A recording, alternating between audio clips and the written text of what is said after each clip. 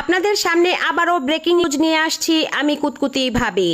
সোনা দানা দামি গহনা কিছুই চাই না, কিছুই চাই না। জি, এমনটা বলেই মূলত মেয়েরা ছেলেদেরকে বোকা বানিয়ে তাদেরকে বিয়ে করে নেয়। অতঃপর বিয়ে করার পর এটা লাগবে ওটা লাগবে বলে ছেলেদের মাথা খেয়ে নেয় তারা। এক গোপন সম্মতে উঠে এসেছে যে মেয়েরা বিয়ের আগে বলে সোনা দানা দামি গহনা কিছুই চাই না, বিয়ের পর তারাই হীরার আংটি ডায়মন্ডের নেকলেস চেয়ে বসে। কেউ কেউ তো গুলশান বনানীতে ফ্ল্যাটও চেয়ে বসে।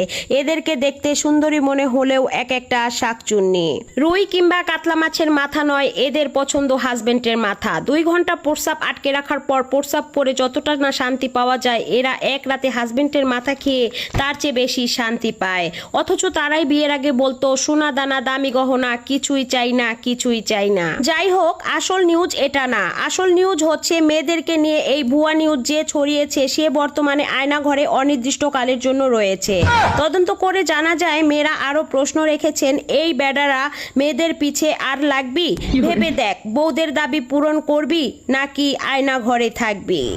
এখন নিচ্ছি বিরতি, বেডারা ভেবে চিন্তে কমেন্ট করবি। পরের সংবাদ নিয়ে আসবো আবারও। আমি বিদায় নিচ্ছি আপাতত কুতকুতি ভাবি।